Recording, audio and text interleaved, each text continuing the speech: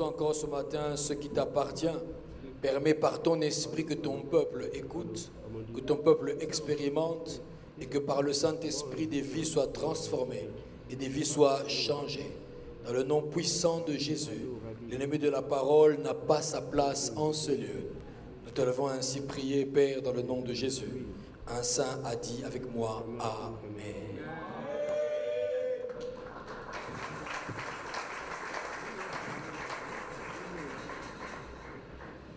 Gloire au nom du Seigneur, celui qui nous éclaire, celui qui nous a éclairés hier, qui nous a éclairés aujourd'hui et qui nous éclairera encore demain. De lui, nous recevons toute grâce excellente et nous recevons tout don parfait. Parce que rien de ce qui est fait n'a été fait sans lui. La Bible dit que toutes choses ont été créées par lui et pour lui. Il est donc l'auteur de tout ce qui existe et il est l'objectif de la vie de tout ce qui existe. Et depuis un temps, nous sommes en train d'être éclairés par la parole de Dieu et précisément par les différentes paraboles. Nous avons vu ensemble le figuier stérile, nous avons vu ensemble le trésor caché et ce matin, nous allons partager sur quelques vérités dans la parabole du bon samaritain. C'est l'une des paraboles les plus connues, du moins les plus usitées. Tout le monde connaît le mot bon samaritain, il y en a qui l'utilisent à tort et à travers. Il suffit qu'une personne soit un gros donateur quelque part, on l'appelle bon samaritain, qu'il arrive dans un bar et que dans une buvette, dans une échoppe de boissons et qu'il distribue du champagne à tout le monde, on l'appelle bon samaritain. Il suffit qu'il se retrouve dans la maison d'une concubine, on l'appelle bon samaritain parce qu'il se met à donner à manger, à régler les problèmes de tout le monde. Un coup, un argent par-ci, il règle un problème par-là. Et le mot est pris à tort et à travers, mais il y a un sens. Il y a un sens que la Bible lui donne. Il y a un esprit que Dieu veut que nous puissions tirer, que nous puissions recevoir, que nous puissions prendre de cette parabole du bon samaritain. On va lire ensemble Luc 10, de 25 à 37. Pour descendre vers un autre lieu, Jéricho. Comme à son habitude, certainement, je pense que ce n'était pas la première fois qu'il voyageait, qu'il empruntait ce chemin-là. Mais ce jour-là particulièrement, il a été attrapé par des brigands qui non seulement l'ont dépouillé, lui ont volé, pire encore, l'ont tabassé et l'ont laissé comme mort. Certainement que les brigands en parlant se sont dit, il est fini. À ce niveau-là, il ne peut pas être sauvé. Dans quelques minutes, il va mourir. Ils sont souvent partis contents de leurs méfaits. Et pendant ce temps-là, lui, il n'était pas tout à fait mort. Il n'était pas mort. Il bougeait encore un peu. Quelques côtes cassées, une ouverture, une plaie ouverte sur la tête. Il avait des dents brisées peut-être. Et il se tordait dans la poussière. Il n'arrivait même plus à crier sa douleur. Il tendait juste la main pour que quelqu'un essaye de le voir. Mais c'est une région désertique. Et puis comme par hasard, un sacrificateur passe. Un homme de la loi. Il le voit et il fait mine de n'avoir rien vu. Il passe outre, dit la Bible. Quelque temps après, un lévite passe par là. Un qui travaille au temple, un qui est instruit. Il le voit aussi. À son tour, il fait semblant de ne pas avoir vu et il passe outre. Et puis vient un Samaritain qui lui est censé n'avoir aucune relation avec Israël. Lui, il s'arrête. Il vient, il s'occupe de lui. Il l'emmène dans une hôtellerie tout près et il le dépose là-bas pour qu'on prenne soin de lui avec promesse de revenir le chercher. Alléluia. Généralement, quand on parle de cette petite parabole, on s'arrête là. À faire comprendre, à faire savoir que le prochain, en fait, c'est l'autre. Ok, il faut que tu prennes soin de l'autre. Il faut que tu lui montres de l'amour. Le bon samaritain est celui qui aide les autres. C'est très bien. Mais je veux que l'on puisse aller dans 4 autres vérités un peu plus profondes encore. Que l'on puisse disséquer cette parabole. Que l'on puisse saisir 4 petites vérités, 4 leçons que le Seigneur a mis exprès dans la même parabole pour que nous puissions prendre exemple et que nous puissions vivre avec. La première leçon que l'on peut tirer dans cette parabole, elle est juste au début, quand le Seigneur introduit la parabole. Cette première leçon est celle-ci.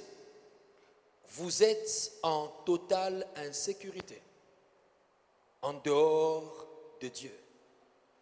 Tu peux dire à ton voisin, vous êtes en danger, hors de la présence de Dieu.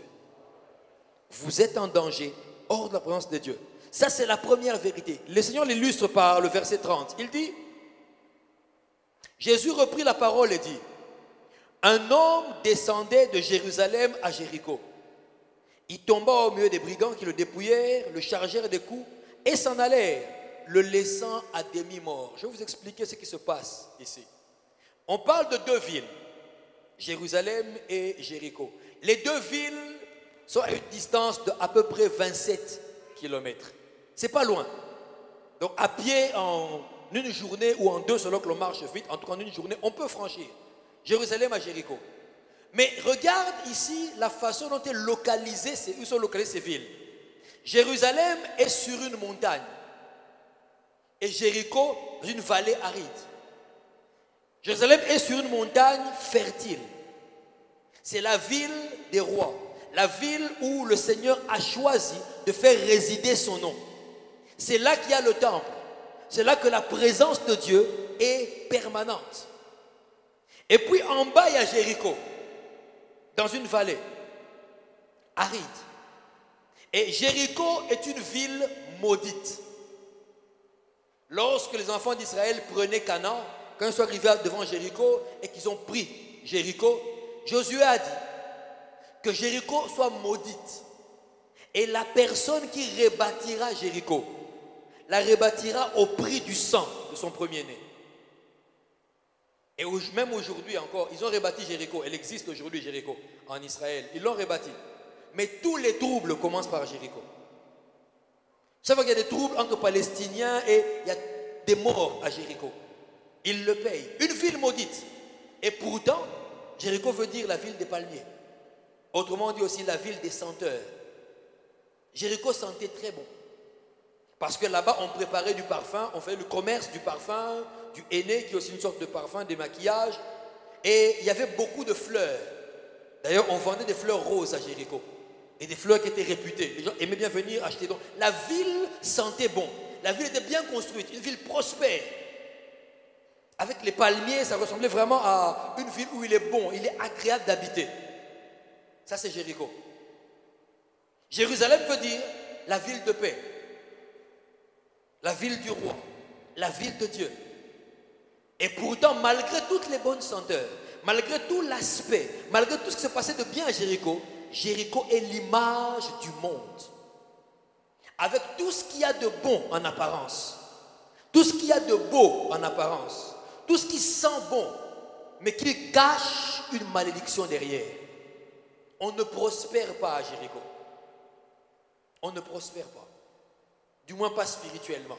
C'est comme le monde aujourd'hui.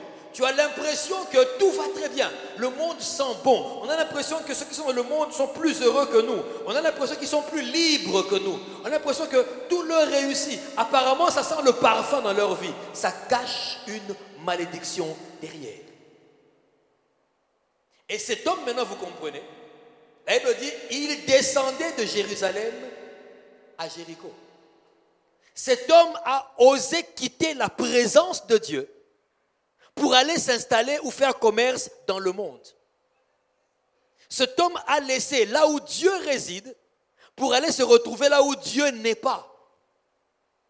Et entre Jérusalem et Jéricho, la route était en pente, et une pente raide. La route était vraiment en pente. On descendait doucement de peur, et là les brigands avaient tout le loisir de t'attraper. Cet homme a quitté Jérusalem.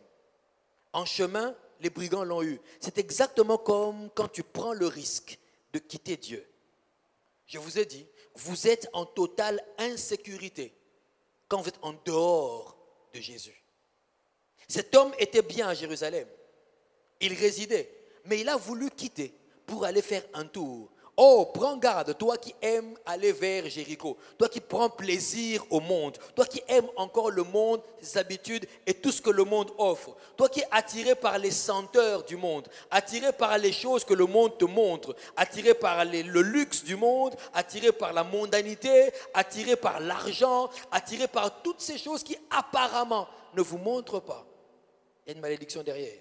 Cet homme était comme ça. Et quand il a quitté la présence de Dieu, parce qu'il était en dehors des murs de Jérusalem, en dehors de la sécurité que Dieu donne, la Bible dit, le nom de l'Éternel est une tour forte. Le juste s'y réfugie et se trouve en sécurité. Le Seigneur Jésus affirme dans le livre de Jean, il dit, entre les mains du Père, personne ne peut vous arracher. Entre les mains du Père. Autrement dit, en dehors du Père, on peut t'arracher. Moïse dit quand il commence le psaume 91, il dit, celui qui réside sous l'abri du Très-Haut repose à l'ombre du Tout-Puissant. Celui qui a pour demeure, pour maison, l'abri du Très-Haut, lui, il se repose à l'ombre de qui? Du Tout-Puissant. De celui que personne ne peut contester et battre. Celui que personne ne peut challenger et gagner. Le Tout-Puissant. Autrement dit, en dehors, il n'y a pas de sécurité. En dehors, il n'y a pas de vie. Et cet homme descendait de Jérusalem. On dit bien descendait en plus. Il quittait les hauteurs, il quittait les montagnes, il quittait la maison de Dieu, il quittait la présence de Dieu, il quittait la gloire pour descendre à Jéricho. Là où tout n'est que apparence. Là où tout n'est que apparence, cachant derrière une malédiction. Le Seigneur commence par introduire cette vérité-là. Qui souvent, lorsqu'on lit ce passage, lorsqu'on lit ça, on ne fait pas attention à ça. Il commence par introduire ça pour dire, faites attention, il y a une vérité à savoir. On ne quitte pas la présence de Dieu. Tu gagnes dans sa présence. Tu vis dans sa présence. Tu prospères dans sa présence. En dehors de lui, il n'y a pas de vie. S'il te plaît, peux-tu dire à ton voisin, en dehors de Jésus, il n'y a pas de vie. Il n'y en a pas. Il n'y en a pas. Et je nous le répète ce matin parce que Christ nous l'a répété. Hors de lui, il n'y en a pas. Il dit, moi, je suis le chemin, la vérité et la vie. Autrement dit, en dehors de moi, tu ne trouveras pas de chemin. En dehors de moi, tu n'auras pas la vie. En dehors de moi, il n'y a pas de vérité. C'est moi qui le suis. Nul ne vient au Père que par moi. Ça, c'est l'affirmation qu'il fait. Et c'est la première vérité qu'il veut que nous puissions tirer. La première leçon qu'il veut que nous puissions tirer de cette parabole. Il la commence par ça, une vérité forte. Cet homme a commis l'erreur. L'erreur de quitter. Donc c'est normal que ici les brigands qui représentent le diable et ses démons l'ont récupéré. À chaque fois que tu quittes la présence de Dieu, tu t'exposes à être dépouillé par les démons.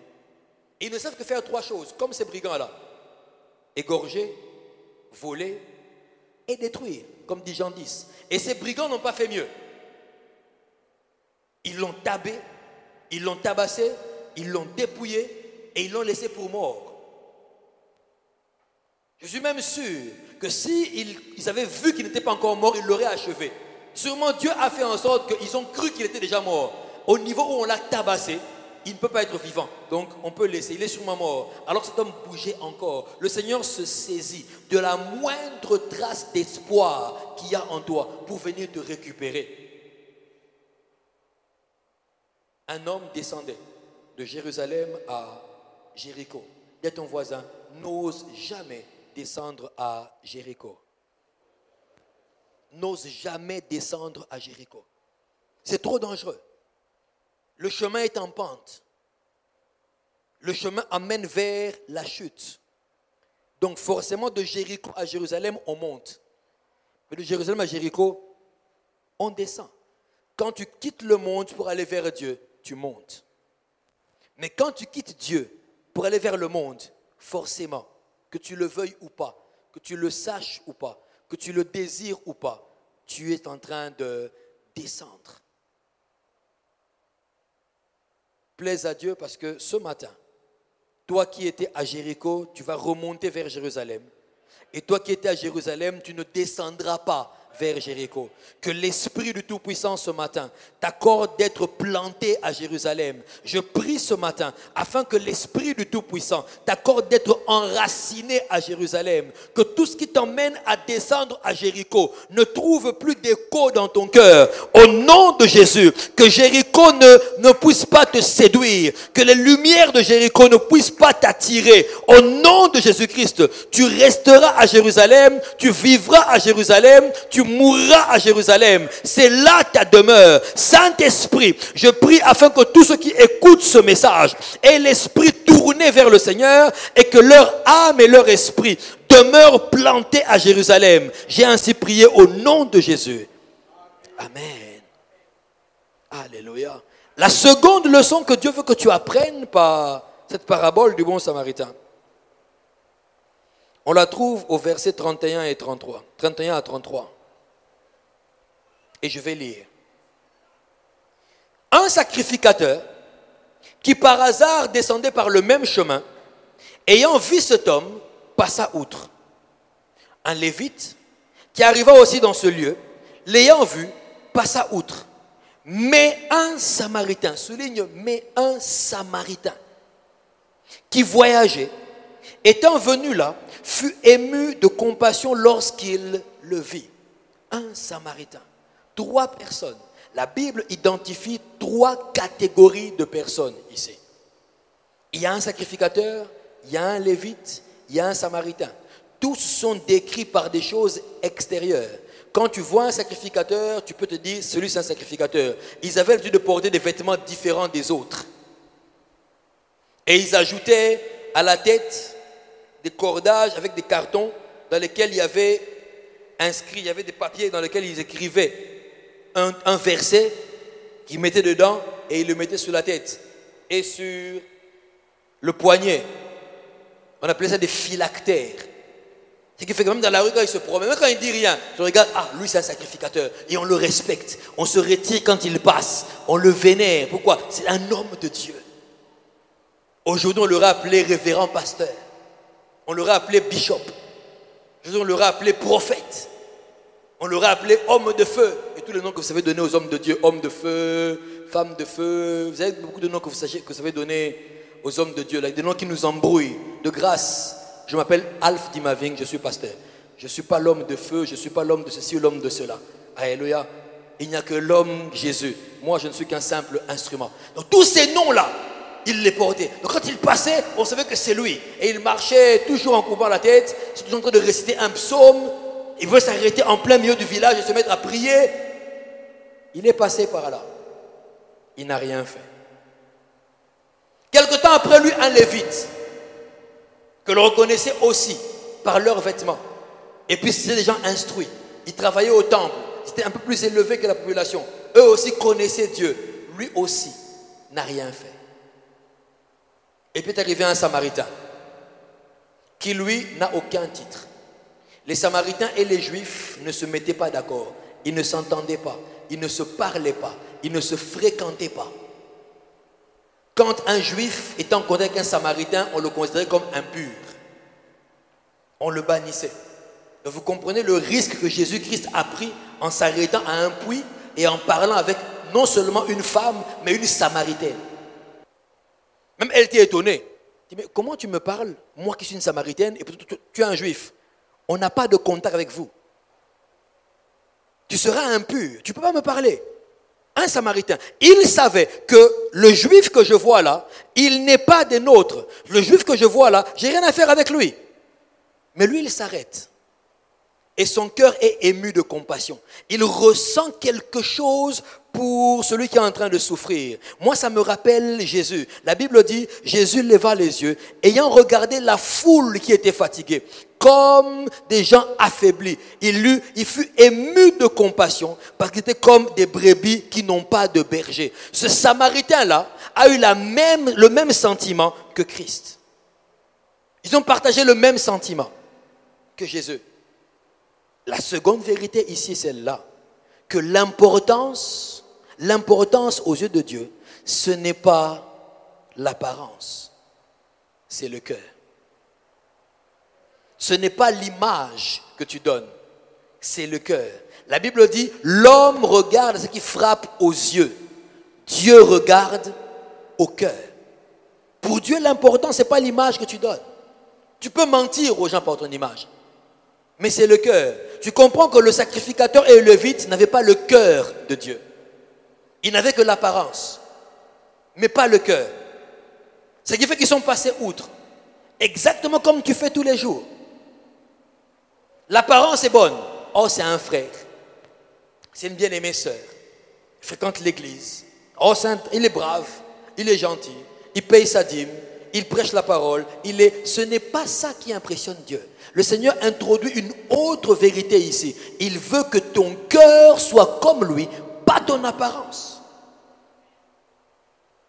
Non, je n'ai pas non plus dit ici de s'habiller comme on veut parce que Dieu regarde au cœur et pas à l'apparence. Non, mais je parle de l'image que l'on veut. Les hommes veulent tellement soigner l'image qu'ils ont à l'extérieur qu'ils oublient de soigner le cœur. Ils ont vu, par souci de la loi, le sacrificateur et le lévite ne sont pas approchés. Pourquoi? Sûrement ils se sont dit cet homme est mort. Or, toucher un corps mort en Israël était synonyme d'impureté. Comme tu touches un corps mort, pendant 7 jours, tu seras impur. Et tu habiteras en dehors de la ville. Autrement dit, tout le monde te met à l'écart, même ta propre famille. On te rejette.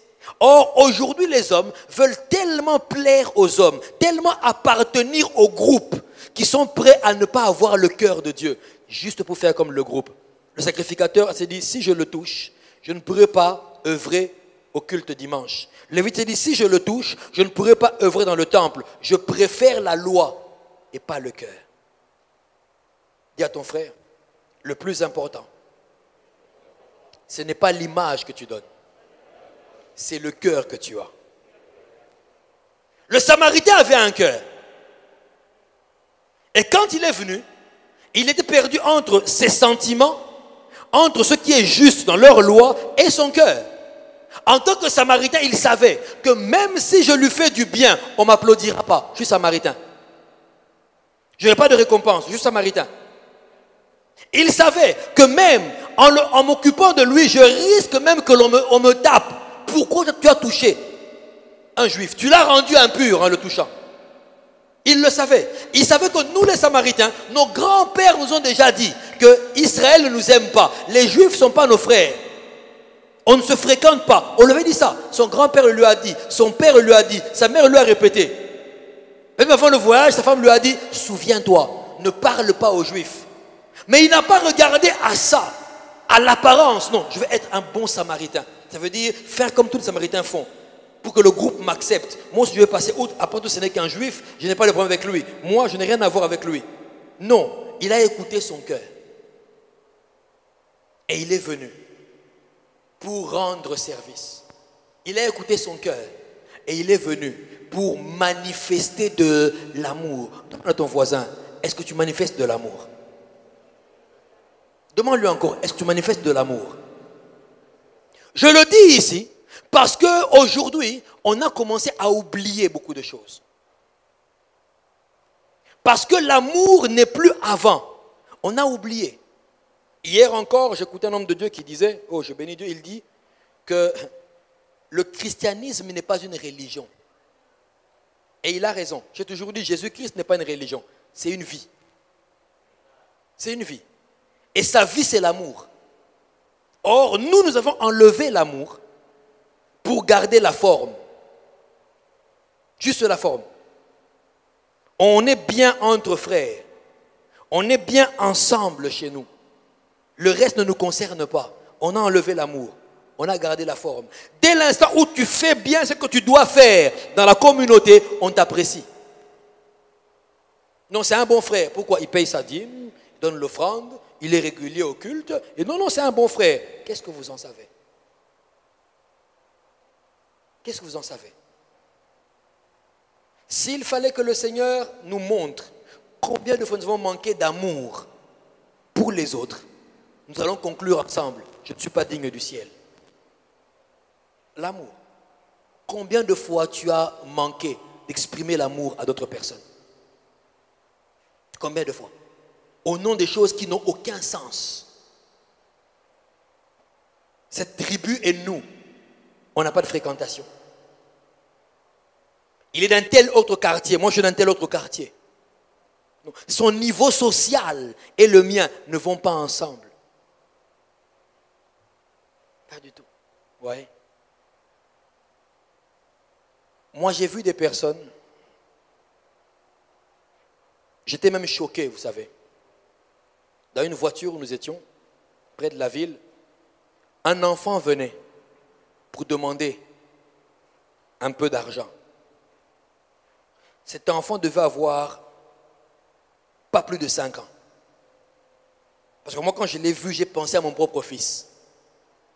Je me dis, le mien est à la maison, au chaud, il a du pain, il a tout ce qu'il faut. Celui, c'est obligé d'être dans la rue, à son âge. Et pendant que cet enfant venait, il ne représentait aucun danger. Un grand, je comprends, je peux dire, bon, les chégues sont des voleurs, ok. Mais à moins de 5 ans.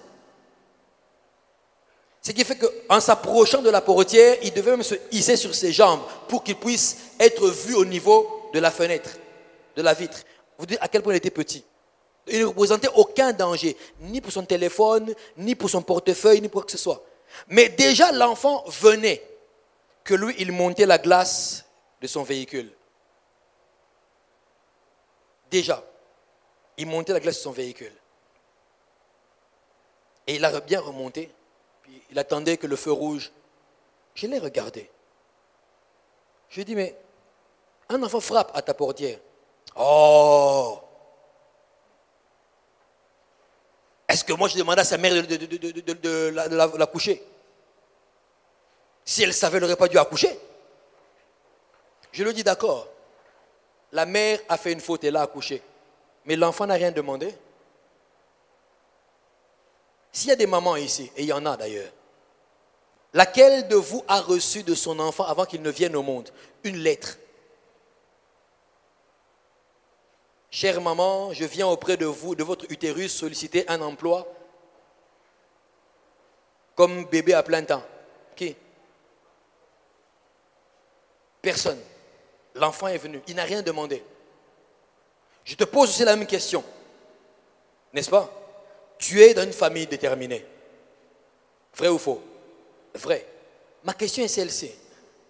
Est-ce que tu as eu le choix au ciel? Avant de venir, on t'a présenté une liste. Choisis la famille à laquelle tu veux venir. Non, pas chez les chégués, pas chez unique enseignant à l'école primaire. Je préfère celui-ci. Oui, là c'est bon. Tu as eu le choix. Non, tu n'as pas choisi. Cet enfant n'avait pas choisi de venir là. Sûrement qu'on lui aurait dit, choisis ta mère. Il n'aurait pas choisi celle-là qui est dans la rue. Mais il est venu. Et il était maigre. Il était maigre. Il a monté là. Non, non, non, non. Je ne donne pas de l'argent. Non, non, non, non. Sa mère n'a qu'à se débrouiller pour le nourrir. Ok. J'ai sorti 500 francs. J'ai demandé au petit de venir. Et je lui ai donné. Il m'a dit merci. Ce merci m'a touché. Merci papa. Premier réflexe, il a contourné la voiture, il a couru. Il a donné ça à sa mère qui était assise. Ce geste m'a fait mal. Elle a levé les yeux. Elle a fait ça. J'ai compris qu'elle disait merci aussi. Et nous sommes passés. C'est Abatété là. Nous sommes passés. On arrive un peu plus loin. On rencontre des policiers. Officiers de roulage. Bien en forme et tout ça. Avec le caractère qui est le leur. Vous le connaissez d'ailleurs. Nous on l'appelle les tracassins. Et on rencontre quelques vautours là. Et ils s'approchent du véhicule. Celui avec qui j'étais descend sa glace. Il sort de sa poche 3000 francs. Il dit, Bokabola, partagez ça entre vous. Et puis il remonte. Et il me dit en lingala, Wana Batunanga. Je lui ai dit, entre eux et l'enfant, qui avait, crois-tu, le plus besoin de cet argent? Eux, il faut s'en sortir. Ils ont un salaire, ils ont une prime et tous les résultats des rapines qu'ils vont faire aujourd'hui. J'ai dit, le temps qu'on arrive à 12h30, il peut avoir plus d'argent en poche que toi. Mais cet enfant, il peut se faire que ce que tu lui aurais donné aujourd'hui leur aurait servi à manger pendant 2 jours. Le cœur. Ce qui importe pour Dieu, ce n'est pas l'image, c'est le cœur. Cet enfant est venu vers un homme qui avait une image. En le regardant, il peut me donner quelque chose. Tel que je le vois, il peut me donner quelque chose. Mais il est venu là rencontrer un homme sans cœur. Sans cœur. Vous me direz, oui, pasteur, mais si on se met à donner l'argent à tous les chèques que l'on rencontre, on ne s'en sortira pas. Commence d'abord par donner à ceux à qui tu peux. Commence par là. Parce que tu sais toi-même le plaisir que ça te fait quand quelqu'un te donne de l'argent. Qui a déjà reçu de l'argent dans sa vie? De l'argent non mérité. On te l'a offert. On t'a offert de l'argent. Qui? Ça fait quoi? Surtout quand tu en as besoin. Ça fait du bien de recevoir l'argent. Tu dis, ah, Dieu me connaît. J'avais besoin d'autant. Oh, yeah, ça soulage. Maintenant, imagine le bien que tu aurais pu faire. Le Seigneur veut que tu comprennes que l'important, ce n'est pas d'abord l'image que tu soignes. L'important, c'est le cœur que tu as. Tout ça pour comprendre qui est le prochain. Pour que tu aimes le prochain, il faut être en Jésus, à Jérusalem. Pour que tu aimes le prochain, il faut avoir un cœur pour l'aimer. Toi, c'est la réponse, qui est mon prochain? Un cœur. Est-ce que tu en as un? Je ne parle pas du cœur qui prie. Parce que tu pries beaucoup et tu fais bien. Ok. Tu viens à l'église, c'est magnifique. Chrétien converti depuis longtemps, alléluia. En route vers le ciel, béni soit Dieu. Je te parle du cœur. Celui dont ton prochain a besoin. Plus que de l'image que tu soignes. On aime tellement soigner l'apparence, vous savez. Mais à l'intérieur, c'est tellement pourri. Ma prière ce matin est que l'Esprit du Tout-Puissant puisse toucher ton cœur. La Bible déclare, je leur ôterai le cœur de pierre et je mettrai un cœur de chair. Dans le nom puissant de Jésus, que ce matin en m'écoutant, l'Esprit de Dieu enlève de toi le cœur de pierre et qu'il puisse poser un cœur de chair, afin qu'au nom de Jésus, tu puisses prendre soin de ton prochain comme tu aurais voulu que l'on prenne soin de toi. Un saint a dit Amen. Et malheureusement aujourd'hui, ce sont des choses qui n'ont plus tellement d'importance. L'important, ce n'est plus ce qu'on a dedans. L'important est ce qu'on présente à l'extérieur. Ça ne sera plus ton cas au nom de Jésus. Ça ne sera plus ton cas au nom de Jésus. Parce que Dieu t'appelle à autre chose. Il a dit, n'aimez pas qu'en parole, mais aimez aussi en action.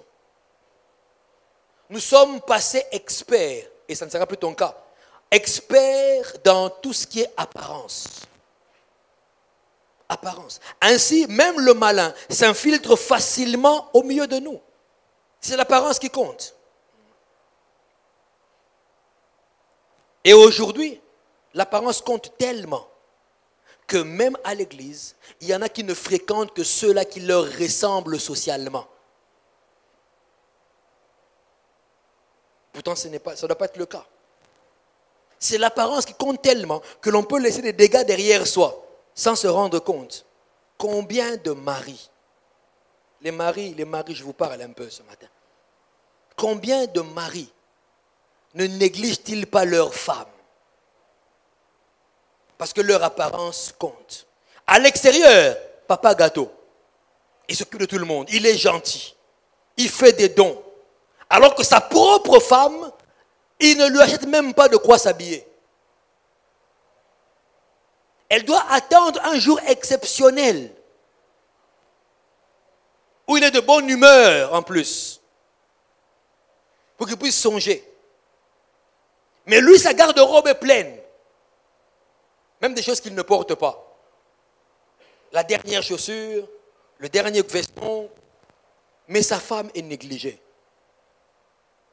Mais au bureau, on l'appelle DG, chef, patron, boss, grand prêtre qu'on l'appelle. Dans sa famille, il fait des dons, mais dans sa maison, aucun don. Apparence et le cœur. Il se plaint dehors. Il faut les voir, les maris, quand ils font leurs discussions, les hommes. Non, ce pays n'est pas démocratique. Non. Il n'y a pas de démocratie, vraiment c'est la dictature. Toi, qu'est-ce que tu es chez toi à la maison? Dans ton pays, là, les 4 murs où tu habites, c'est ton pays. Dans ton pays où tu es président, qu'est-ce que tu es? On ne respire que par ta volonté. Quand tu leur donnes, on respire. Quand on dit arrêtez de respirer, on s'arrête de respirer. Quand toi tu arrives au salon, tout le monde fouille. Et je te plains, il n'y a personne ici. Quand on me laisse seul au salon. Mais comment veux-tu que les animaux et toi soyez ensemble au salon? Tu les traites comme des animaux. Mais ils se mettent entre eux quand toi tu arrives. On laisse la place au maître. Dans ton salon. Mais à l'extérieur, tu es un homme gentil. Un homme bon, un homme serviable. Mais dans ton cœur, on le voit dans ta maison. Oh, nous connaissons des personnes dont le salaire n'arrive pas à la maison. Ça n'arrive pas. Ou quand ça arrive, c'est déjà à moitié. Et ne lui demande pas de compte sur les dépenses qu'il a fait. Toi, rends-lui des comptes, mais pas le contraire. Pas le contraire. C'est à peine si tu peux voir sa prime, pas le salaire, la prime. Et il se plaint. Oh, c'était pas grand-chose comme prime cette fois-ci. Hein. $130. Bof. Tout ce qu'on a donné vraiment. Ce pays, il faut que Dieu nous sauve. Non, il faut que Dieu te sauve.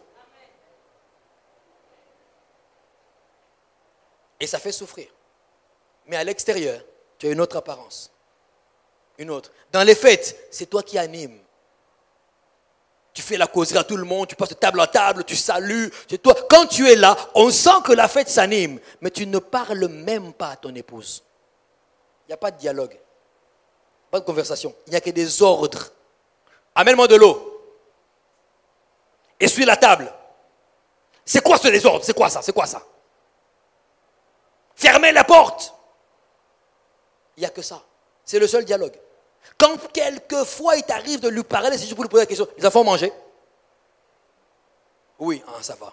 S'ils n'avaient pas mangé. Hein. Mais à l'extérieur, on t'appelle honorable. On t'appelle excellence. On t'appelle Yamukolo. Dehors. Combien de femmes, dans leur foyer, ont déjà commencé à tuer leur mari? Mais à l'extérieur, oh là là, quand elle vient prier à l'église, waouh, quelle intercesseuse. Elle pleure, elle prie, mais dans son cœur, elle est déjà en train de voler son homme. Il y a des femmes qui volent leurs hommes. Vous savez ça, non? Elles volent leurs hommes. Elle a une caisse à côté, pas pour sauver la maison, non, c'est pour elle, au cas où. Ça, le jour où me dira, quitte ma maison, j'ai mes biens en réserve, sans qu'il ne sache. Elle a déjà son terrain qu'elle a, sans que son mari ne sache, elle commence à construire. Le mari n'en sait rien. Mais à l'extérieur, c'est une bonne femme.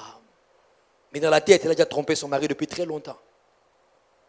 Combien d'enfants ne sont-ils pas hypocrites devant les parents?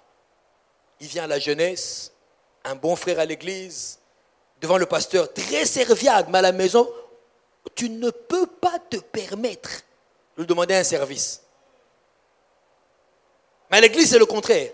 Dès que son pasteur dit, frère, papa, oui papa, je vais faire. D'accord papa. Et il va faire comme on lui a dit. Mais à la maison, n'ose pas. Il ne fait rien sans bouder. On ne peut pas se reposer, maintenant les gens sont fatigués, ils veulent dormir, je suis en train de dormir, il grommelle entre les dents. L'apparence. retiens que le plus important, ce n'est pas l'image. Le plus important pour Dieu, c'est le cœur. C'est le cœur. Parce que toi, enfant qui boude ton parent est ton prochain. Toi, mari qui maltraite ta femme c'est ton prochain. Toi, femme qui n'est pas soumise à ton homme c'est ton prochain. Il n'y a pas que ton beau-père qu'il faut respecter, il y a aussi ton mari. Il y a aussi ta femme. Il y a aussi ton père et ta mère. Il y a le prochain. Parfois, on cherche le prochain très loin. Alors que le prochain est là. Tout près. La deuxième leçon, c'est que le Seigneur, le plus important pour lui, ce n'est pas votre image, c'est plutôt votre cœur. Alléluia. La troisième leçon à apprendre, elle se trouve du verset 33 au verset 35, et je vais lire. Mais un Samaritain qui voyageait étant venu là, fut ému de compassion lorsqu'il le vit. Il s'approcha et banda ses plaies en y versant de l'huile et du vin. Puis il le mit sur sa propre monture, le conduisit à une hôtellerie et prit soin de lui. Le lendemain, il tira 2 deniers, les donna à l'hôte et dit, « Aie soin de lui, et ce que tu dépenseras de plus, je te le rendrai à mon retour. » La troisième vérité, la troisième leçon, n'attendez pas que l'autre se comporte en prochain envers vous. Soyez-le pour lui. N'attendez pas que l'autre se comporte en prochain pour vous. Vous, soyez prochain pour lui. Généralement, le problème est que nous attendons que les autres commencent par nous faire du bien, afin que nous, on puisse leur faire du bien. Un peu comme si il doit mériter le bien que je vais lui faire. Puisqu'il ne m'a rien donné, je ne donnerai rien. Comme il n'a pas fait ça pour moi, je ne ferai pas autant pour lui. Qu'est-ce que j'aurai en retour si je lui donne ou si je fais? Rien, au contraire, c'est moi qui perds. Vaut mieux ne pas faire. Le sacrificateur est passé. Le lévite aussi. Qu'est-ce que j'aurai en retour si je l'aide? Je n'aurai rien du tout. Vaut mieux passer. J'ai mieux à faire. Je suis pressé. J'ai quelque chose à faire ailleurs. Mais le Samaritain, lui, il arrive et il s'arrête. Il ne demande pas qu'est-ce que l'autre pourra faire pour moi. Il n'a pas regardé est-ce que je le connais. Son visage ne m'est pas familier. Non, c'est bon, je passe. Il n'a pas regardé est-ce que par exemple, c'est oncle Victor, je peux l'aider. Non. Il est venu parce qu'une âme avait besoin d'aide. Il n'a pas attendu que l'autre soit un prochain pour lui. Très souvent, on se plaint que ce monde n'a pas d'amour. C'est vrai. Ma question est celle-ci. Est-ce que toi tu en donnes?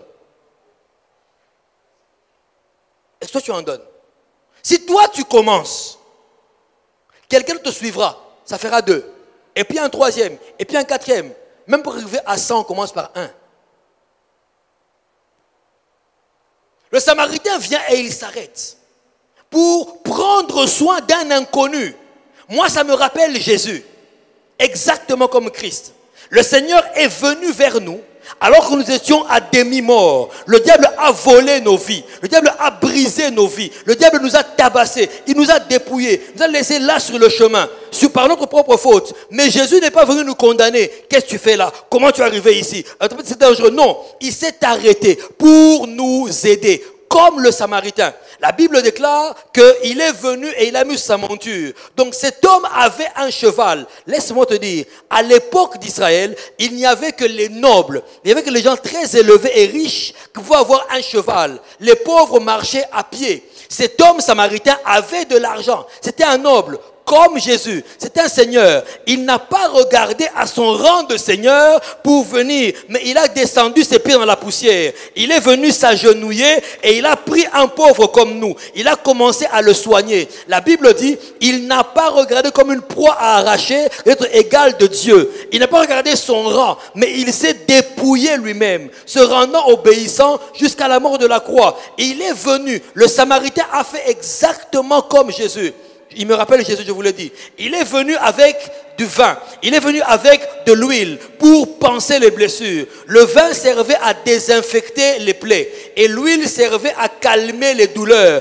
comme Christ, avec son sang, il nous a désinfectés, il nous a enlevés du péché, il nous a nettoyés, il nous a lavé nos plaies. Et avec l'huile, il a mis sur nous sa gloire, il a mis sur nous sa grâce. Et ensemble, on peut marcher. Il ne s'est pas arrêté là.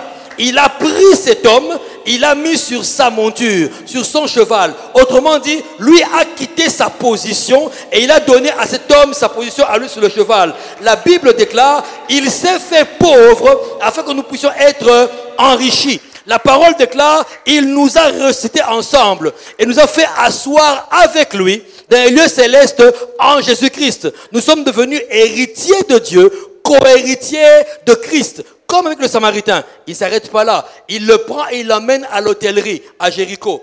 Et là-bas, il le fait entrer pour qu'on le soigne. L'hôtellerie est ici le symbole de l'église. Bien que ce soit à Jéricho, dans le monde, mais c'est un endroit à part. Là où le Seigneur, après notre conversion, après qu'il ait bandé nos plaies, il nous a emmenés à l'église pour que nous puissions être nourris. Il a dit à l'hôtelier, qui est ici le symbole du pasteur, il dit, prends soin de lui, nourris-le. Il sort 2 pièces d'argent qu'il donne. Autrement dit, dans 2 jours, je vais revenir. 1 denier était le prix d'un hôtel pour 1 jour. En donnant 2 deniers, ça veut dire, dans 2 jours, je reviens. Il lui donne 2 pièces. Autrement dit, le Nouveau Testament et l'Ancien Testament. Voilà ce qu'il faut pour que tu puisses le nourrir. Il donne ça à l'hôtelier. Voilà ce qu'il faut pour que tu puisses nourrir cet homme. Et tout ce qu'il te dépensera en plus, quand je reviendrai, je vais te rembourser. Christ va revenir nous chercher. Christ reviendra nous prendre. Et laisse-moi encore te dire, il a donné 2 deniers. J'avais dit qu'un denier était le prix du travail d'1 jour. Quand quelqu'un est journalier, on le payait 1 denier, le prix du travail d'1 jour. Or, il donne 2 deniers. Ça veut dire que je reviendrai dans 2 jours. Or, la parole nous dit, aux yeux de Dieu, 1 jour sont comme 1000 ans. Alors, Christ est parti et maintenant, 2019 ans. Autrement dit, Jésus est déjà en route pour revenir. Les 2 jours sont déjà épuisés. Tu dois te préparer à ce que Christ revienne à l'autel pour te prendre et repartir. Que Dieu soit béni. Que Dieu soit béni. Il y a tellement de vérités dans la même parabole, tellement de vérités, qu'on s'arrête à certaines et on ne va pas dans les profondeurs des autres.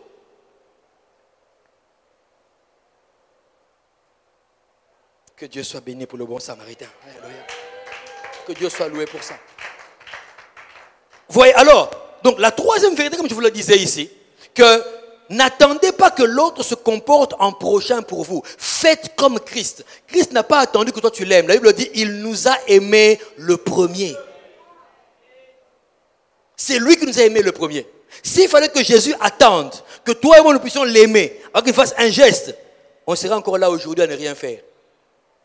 Je vous assure. Parce que nous sommes tous indignes. Tous. Mais il n'a pas regardé à ça. Il n'a pas regardé à ça. Lui, il est venu vers nous. Il ne s'est pas dit, non, je ne le connais pas. Non, non. Il descend de son cheval blanc. Alléluia. Il laisse son trône. Il met ses pieds dans la poussière. Il met ses genoux à terre. Et il commence à soigner. Il met des bandes. Et je me suis toujours demandé, mais d'où venaient les bandes que ce Samaritain a mis sur ce Juif? Parce qu'en partant en voyage, il n'a pas prévu de rencontrer un blessé. Ça veut dire qu'il a pris ses propres habits. Il les a déchirés pour faire des bandelettes et mettre sur lui. Christ a pris son propre vêtement de gloire. Il a accepté de le déchirer afin de le mettre sur chacun d'entre nous un petit morceau. Que nous devenions comme lui devant le Père. Ainsi, quand le Père nous regarde, il peut voir, ça c'est la chemise de mon fils. Alors il m'appartient. N'attends pas que l'autre se comporte comme toi, qu'il se comporte en prochain. N'attends pas. Toi, comporte-toi en prochain. N'attends pas qu'il y ait un intérêt à pouvoir faire du bien à l'autre. La Bible dit, qu'est-ce que nous faisons de spécial si nous ne faisons du bien qu'à ceux-là qui nous font du bien? Qu'est-ce qu'on a fait de spécial? Rien du tout. Rien du tout. Mais on est tellement dans notre propre monde, vous savez. On préfère ceux qui nous ressemblent. Parce qu'il m'a fait du bien, je lui fais du bien. Comme nous sommes anciens de la même école, alors on se fait du bien. Comme on est ressortissants d'une même tribu, d'une même province, on se fait du bien. Non, parce que lui m'avait rendu un service, je lui rends service. L'autre, il ne m'a jamais rendu service, je ne lui rendrai pas service. Imagine un peu que tu sois dans ton coin. Tu te dises, le pain que j'ai, avant que je le donne à l'autre, il faut que lui aussi me donne son pain. Moi, je vais donner son pain. L'autre aussi, de son côté, a un pain. Il se dit, avant que je lui donne, il faut que lui aussi me donne son pain. Il ne m'a jamais donné du pain. Donc, imagine maintenant que chacun dise ça. Donc, personne ne donnera rien à personne. Personne. Mais dans cette parabole, le Seigneur dit, ton prochain, c'est l'autre. Alors, comporte-toi en prochain pour lui. La parole dit, ce que vous voulez que l'on fasse pour vous, vous aussi, faites-le pour les autres. Faites-le. Toi qui veux qu'on te donne, apprends à donner. Toi qui veux qu'on te fasse du bien, apprends à faire du bien. Toi qui veux qu'on s'occupe de toi, occupe-toi des autres. C'est si simple. C'est la troisième leçon que Dieu introduit dans cette parabole-là. N'attendez pas que les autres se comportent en prochain pour vous. Vous, soyez des prochains pour eux. Et enfin, la quatrième leçon que Christ nous donne dans la même parabole, verset 35 au verset 37. Le lendemain, il tira 2 deniers, les donna à l'autre et dit, « Aie soin de lui, et ce que tu dépenseras de plus, je te le rendrai à mon retour. » Lesquels de ces 3 te semblent avoir été le prochain de celui qui était tombé au milieu des brigands? C'est celui qui a exercé la miséricorde envers lui, répondit le docteur de la loi. Et Jésus lui dit, va, et toi, fais de même. La troisième réalité, la quatrième vérité plutôt ici, est celle-là. Vous n'avez pas toujours besoin d'une nouvelle révélation. Vous n'avez pas toujours besoin d'une nouvelle révélation. Vous avez plutôt besoin d'un nouveau cœur. Vous n'avez pas toujours besoin d'une nouvelle révélation. Vous avez plutôt besoin d'un nouveau cœur. Alléluia. Remarquez ici, le Seigneur parle à cet homme alors qu'il a clairement fait comprendre que ton prochain n'a pas de nom. Ton prochain, c'est n'importe qui. Mais je veux que tu comprennes que c'est toi qui dois devenir le prochain de l'autre avant. Et lui pose la question, laquelle de ces 3 personnes semble avoir été bon, le prochain de l'autre? Il n'y a que 3 réponses. A, le sacrificateur. B, le lévite. C, le samaritain. 3 réponses. Regardez à quel point cet homme qui voulait une révélation, qui est mon prochain? Une révélation. Christ lui montre que tu n'as pas besoin de révélation. Tu as besoin d'un nouveau cœur. Ton cœur est mauvais. C'est le cœur qu'il faut que tu changes. Cet homme pousse la méchanceté jusqu'à ne même pas vouloir citer le mot samaritain.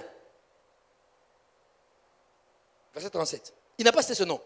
Il sait. Et la bonne réponse est C, samaritain. Il ajoute D. Celui qui a exercé la miséricorde envers lui. Mais cite son nom. Il est tellement juif qu'il ne veut pas citer le nom de Samaritain. Même citer le nom pour lui, c'est une souillure. Son cœur est encore mauvais. Il veut une révélation. Qui est mon prochain? Mais Dieu lui fait comprendre que le problème, c'est le cœur. On peut te donner autant de révélations que possible. Quand ton cœur est mauvais, il ne pourra pas continuer la révélation. Il ne pourra pas s'occuper de la révélation. Il ne pourra pas exercer la révélation. Tu ne pourras pas garder la révélation quand le cœur est mauvais. Et tellement de gens aujourd'hui ont le cœur mauvais, mais veulent la révélation. Seigneur, parle-moi. Seigneur, dis-moi. Seigneur, donne-moi. Certains même prient pour que Dieu leur montre des anges. Ça t'est déjà arrivé, non? Quand tu apprends que l'autre te dit non, je dormais à une retraite et puis un ange est venu. Ah! Mon Dieu. Seigneur! Ouvre-moi les yeux! Pourquoi? Pourquoi? Pour voir les anges. Et puis? On court tellement derrière les gens. Dès que tu vois un homme de Dieu, Qu'est-ce que Dieu a dit pour moi? Ton cœur est tellement mauvais que tout ce qu'il a déjà dit, tu n'as pas encore commencé à appliquer. Tu veux qu'il ajoute encore. Il t'a dit, aime ton prochain comme toi-même. Ça, là, tu ne fais pas. Je veux savoir qu'est-ce que Dieu a dit pour moi. Autrement dit, j'attends qu'il bénisse. Si je te dis, non, le Seigneur a dit, dans 1 année, toi, tu seras milliardaire. Amen! Amen, j'aime la révélation. Que Dieu soit loué. Mais s'il te dit, ton cœur est mauvais, va pardonner, tu rentres déçu. Déçu. Ce n'est pas une nouvelle révélation qu'il te faut. C'est un nouveau cœur. Un nouveau cœur. Cet homme était resté, malgré toute révélation qu'on lui a donnée, jusqu'au verset 37, son cœur est resté mauvais. Malgré toutes les évidences, son cœur est resté mauvais. Il ne veut même pas citer le nom d'un Samaritain. C'est celui qui a exercé la miséricorde. C'est lui. Autrement dit, toi-même Jésus devine. Je parle de qui entre les trois? Devine. Il est tellement méchant. On veut tellement que le Seigneur fasse. Nos cœurs ne sont pas bons. Tellement. Regardez comment est-ce que les gens ont des prières hypocrites. Certains vont en retraite de manière hypocrite. Hypocrite. Il n'est pas parti pour chercher et trouver Dieu. Non. Il est parti pour que son garçon de course lui fasse un rapport. Qu'il parle à celui, il écrit, il note, Dieu m'avait dit ça et ça et ça et ça. Ce qu'il t'a déjà dit, tu n'as pas commencé à faire. Il t'a dit, Marie, aimez vos femmes comme Christ a aimé l'Église, il s'est donné lui-même pour elle. Tu as commencé à appliquer ça? Non. Il t'a dit, femmes, soyez soumises à vos maris, comme au Seigneur. Tu as déjà commencé à appliquer ça? Il a dit aux enfants, obéissez à vos parents selon le Seigneur. As-tu commencé à l'appliquer? Il a dit ne pas retenir injustement le salaire de l'autre. As-tu commencé à l'appliquer? Il a dit donne, il te sera donné. As-tu commencé à l'appliquer? Non. Il t'a dit tu aimeras ton Dieu, tout ton cœur, toute ton âme, toute ta force. As-tu commencé à l'appliquer? Ce sont des révélations. As-tu commencé à l'appliquer? Il a dit, recherchez premièrement le royaume des cieux et sa justice. Le reste vous sera donné de surcroît. As-tu commencé à l'appliquer? Il a dit, priez sans cesse. As-tu commencé à l'appliquer? Il a dit, prends garde au ministère que tu as reçu afin de bien le remplir. As-tu commencé à l'appliquer? Il a dit, les œuvres de la chair sont l'impudicité, la jalousie, la méchanceté. As-tu commencé à appliquer ces choses? Il a dit, quelle part y a-t-il entre les ténèbres et la lumière, entre Christ et Bélial? As-tu commencé à l'appliquer? Non. Tu n'as pas commencé à l'appliquer. Il a dit, emmenez à mon trésor toutes vos dîmes et vos offrandes, afin qu'il ne manque pas d'argent dans ma maison, il ne manque pas de nourriture dans ma maison. As-tu commencé à l'appliquer? Non. Ce sont des révélations. Ce sont des révélations. Vous n'avez pas toujours besoin d'une nouvelle révélation. Vous avez besoin d'un nouveau cœur. Un nouveau cœur. C'est donc là 4 petites vérités que le Seigneur nous a permis de prendre dans la parabole du bon Samaritain. 4 vérités qui, si vous l'appliquez dans votre vie, vous serez le prochain que Dieu cherche pour votre frère et votre sœur. Et là, vous serez largement bénis. La Bible dit, il y a plus de joie à donner qu'à recevoir. Alléluia. Un saint peut-il prier avec moi maintenant? À la lumière de ce qu'on vient de dire, des vérités que tu viens d'apprendre maintenant, j'aimerais que quelqu'un prie avec moi. Là où tu es, prends la position qui te semble la meilleure. Mais je veux que tu puisses prier. Alléluia. Avant qu'on puisse le faire, peux-tu, s'il te plaît, fermer tes yeux? Et j'aimerais faire un appel. Il est inutile de vouloir faire toutes ces choses, les mettre en application, si Jésus-Christ n'est pas encore entré dans votre vie, s'il n'est pas encore devenu le Seigneur de votre existence. Cette parabole n'a aucun sens pour vous si Jésus n'est pas encore en vous. Et ce matin, l'occasion vous est donnée de pouvoir le recevoir, de pouvoir le laisser entrer dans votre vie. Il ne demande que ça. La seule manière d'être sauvé, ce n'est pas de professer une religion, ce n'est pas de faire beaucoup de dons, ce n'est pas d'exceller dans des œuvres sociales. La seule manière d'être sauvé et d'être inscrit pour aller au ciel, c'est de recevoir Jésus-Christ comme Seigneur et Sauveur, en toute connaissance de cause. Et ce matin, je nous pose la question, y a-t-il quelqu'un qui veut dire, Seigneur, aujourd'hui, moi je viens à toi, pour que ma vie devienne la tienne, que ta vie devienne la mienne. Et vous qui nous suivez au travers Internet, derrière votre écran, la même demande vous est aussi adressée. Parce que la parole de Dieu n'a pas de frontières. Elle ne connaît pas de limites. Là où vous êtes, si c'est votre cas aussi, vous pouvez lever la main avec nous. Nous allons prier ensemble. Et après cette prière, vous serez sauvés. Quelqu'un lève sa main, nous allons pouvoir prier. Toi qui veux qu'aujourd'hui le Seigneur devienne enfin le Seigneur de ta vie. Tu as écouté la parole plusieurs fois. Mais tu te rends compte que tu fais toujours ta vie comme tu l'entends. Mais aujourd'hui, tu veux enfin la changer. Tu veux que Jésus-Christ devienne le maître. Tu vas prier avec nous. Nous prions ensemble. Répétez cette prière après moi. Père, je viens au nom de Jésus te dire merci parce que je t'ai entendu. Tu as touché mon cœur. Pardonne mes péchés. Pardonne mon ignorance. Aujourd'hui, je te reçois comme mon seul Seigneur et mon seul Sauveur. Je dis non à la chair. Je dis non au monde. Je dis non au diable et à ses œuvres. Et j'accepte l'œuvre de la croix pour moi. Je confesse que tu es mort et que tu es ressuscité pour moi. Je confesse que tu reviendras pour me chercher. Je confesse qu'en dehors de toi, je n'ai pas un autre Seigneur. Merci pour ta lumière. Je suis éclairé. Au nom de Jésus. Tu peux dire Amen. Maintenant tu es sauvé. Toi qui as fait cette prière-là. Et j'aimerais m'adresser aussi à une catégorie de personnes qui déjà s'est installée à Jérusalem. Tu connais le Seigneur. Tu l'as déjà reçu comme Seigneur et Sauveur. Mais tu t'es rendu compte que tu es plus à Jéricho qu'à Jérusalem.